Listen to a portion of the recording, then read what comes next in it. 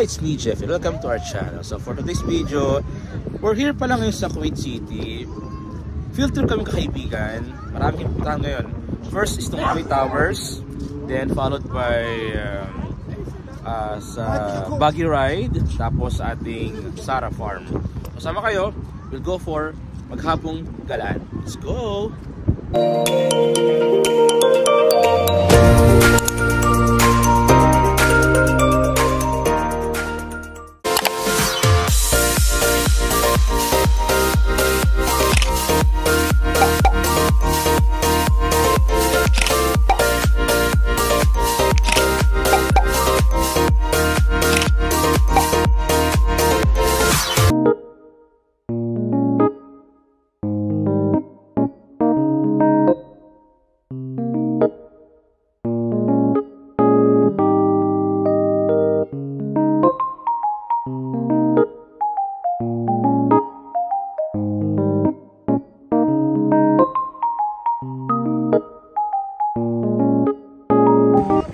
Picture ba yan?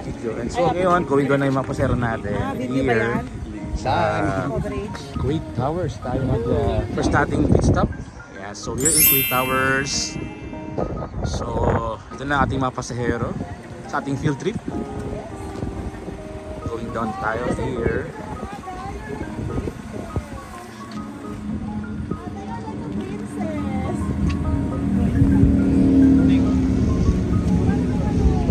So meron kaming nirent na coaster para magbiyahe from our place to Kuwait Towers. Then pakalawa naman sa ating buggy ride namin sa Mutla.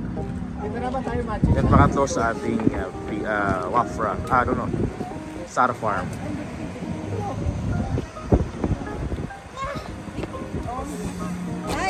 So to start the day ride, kailangan meron tayong kain mo tayo.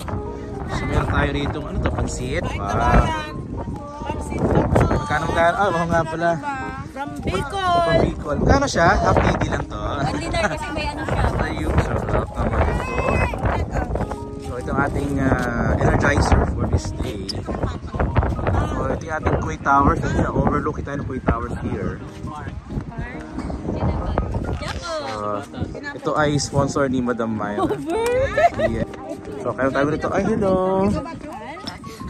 Ay mo ikaw ng pansit? Pwede yung iPad. iPad dad. Laki mami mo. Ano yun? So ang ating morning half KD na lang to, half KD. Sa ating morning session, morning food trip. So ngayon, ang ating temperatura ay 15 degrees ang lamig. So tama-tama to pang pa-energize muna before tayo gumala. Kaya meron tayong lakas. So ito yung ating pasit bato. Fresh na fresh from Bicol. Ito pa siya kasamang Bobs. Wow. Tama-tama to. At meron tayong pandesal. Ayan. Pandesal here. Take picture the beach. So na tayo. Kain na muna. Perfect bite. Sarap oh. Sige nga, Jackie. Kim, wow, perfect bite ng ating Bobs. So, dala kami sa ating breakfast time. So, next namin ay sa bridge kami. Ay, so, bridge. Connecting hanggang sa dulo yan. Hi, Sean. So, ano kami rito? Ayan, hello, hi. Ayan, so ngayon, going kami ng bridge. Going there. Ating papasyalan yung ganda rito. Ganda, parang ako. Ano ba Oo, yan? ganda oh. Tara, sila. Tayo, tara. So medyo nakakatakot lang kasi ang lalim ng dagat dito. Tapos tayo sa bridge here. So yung dulo nito, ano bang dulo nito? Sa dulo ng walang hanggan. So wala tatong wala to limit kung karami kayong lalakad dito.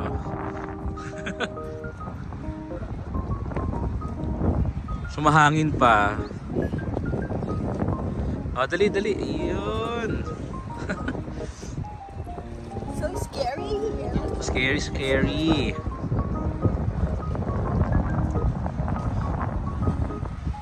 siya. So ito yung dagat natin dito. Ingatan lang, baka mahulog ang cellphone. So stop over tayo to Shook Shark. Ayan, punta lang muna kami here para mag-moment to picture. Ganun pa rin, ang lamig natin temperatura. Ibang aming kasamahan ay toilet break muna. Kaya nag-stop over dito.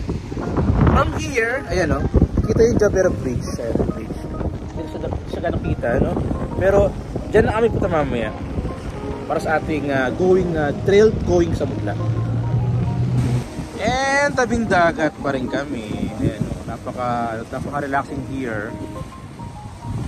Kita-kita yung yung arc ng Jabera Bridge na and show yung pinaka-arco. Yan ang ka-trademark ng Jabera Bridge. Yan ang longest bridge sa Kuwait. Siguro ang travel time nito, yung buong bridge na mga nasa 30 minutes may get. Bridge lang yun non-stop bridge yan, 30 minutes yan. Ayan yung mga kasama ko dito, ayan. Taking time sa mga photo nila, ayan.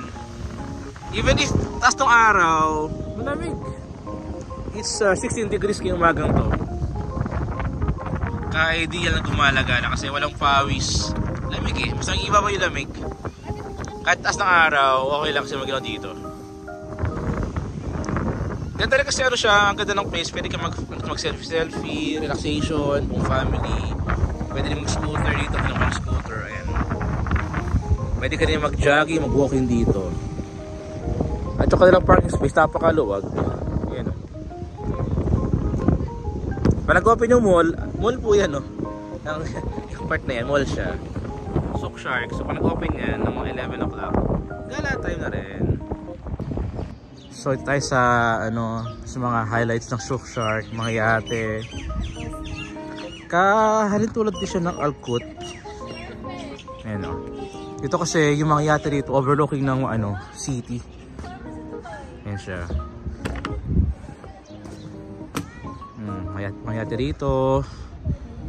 Dami Yung sa likod doon, yan ang Kuwait City.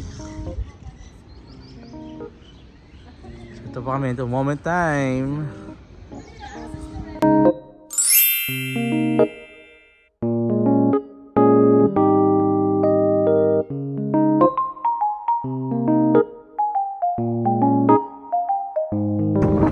So stop over kami ngayon sa Jabera Bridge.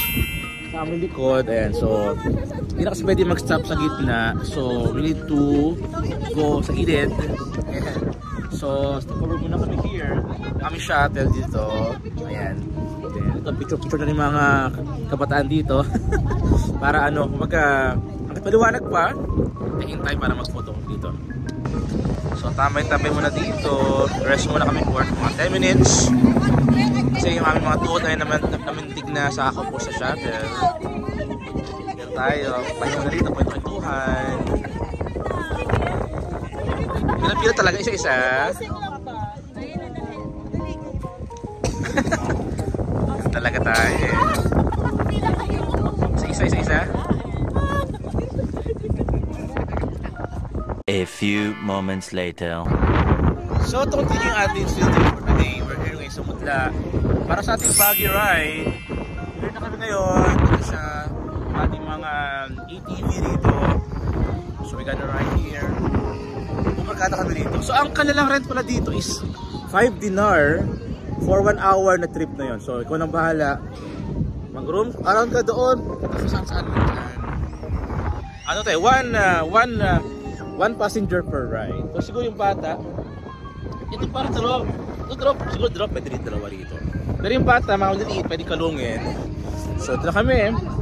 Aming nilibutan yung mismong, ito yung Mutla area. Ito yung pinaka place nila para sa mga magsumag ATV, buggy riding. Keep safe lang para syempre iwas aksidente. Ito tayo ngayon, so one by one, sa isa tayo.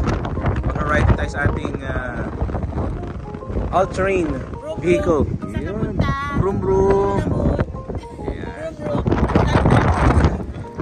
So si Dustin, riding siya. Nakakalunod itong bata dyan. Naka-shade stick na. Matama na. Vroom vroom. So, ito si Ada. So, nasa likod.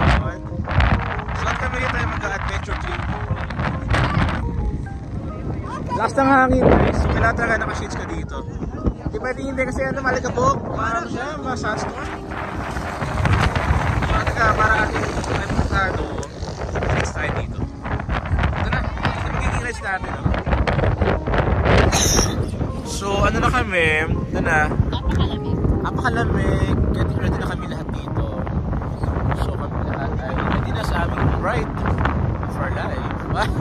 Ating buggy adventure. Here sa Mutla.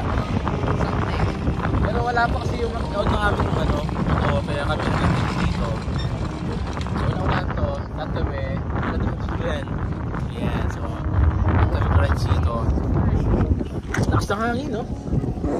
Malamig pa. Mahangin na, malamig pa. So shortly ay kami ay lilipad na rin. Si Jackie, Dustin, and Travis na dito. Hello, Dustin! Press. Okay, so dahan-dahan lang. Ayun ba? Tara! Let's go na!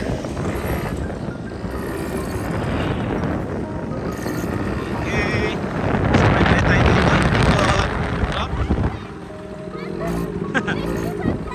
Ha? Hello!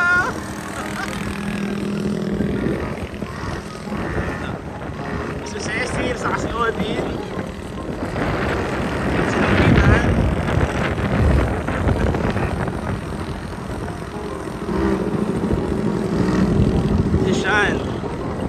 Hello, Sean!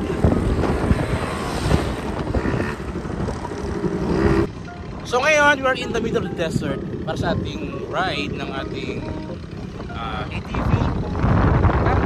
So sila Jackie and Dustin. Ngayon, nasa sila. So we're gonna drive here.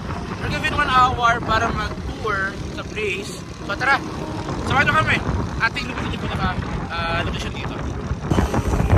Yes, sila oh! Galing na mag-drive ni Dustin na.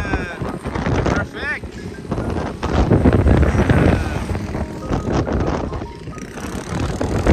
Tara! Ay, may maglibot-libot yung sa ating rides.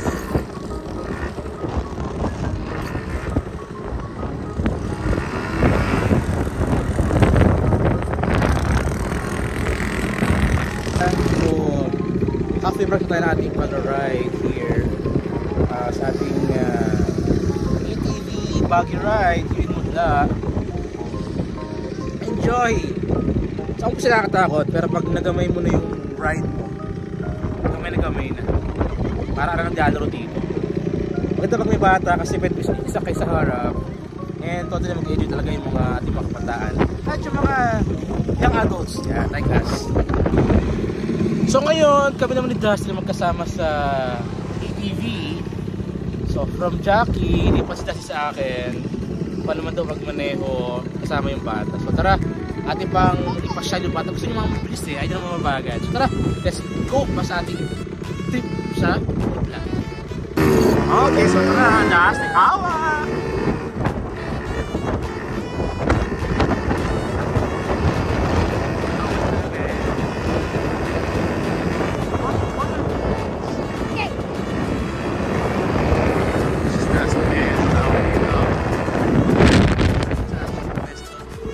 Dito. Let's go.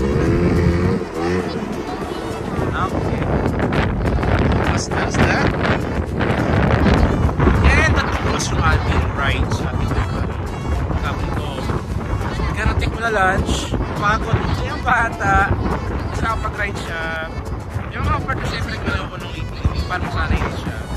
Inagad ko pa rin baka may makakit.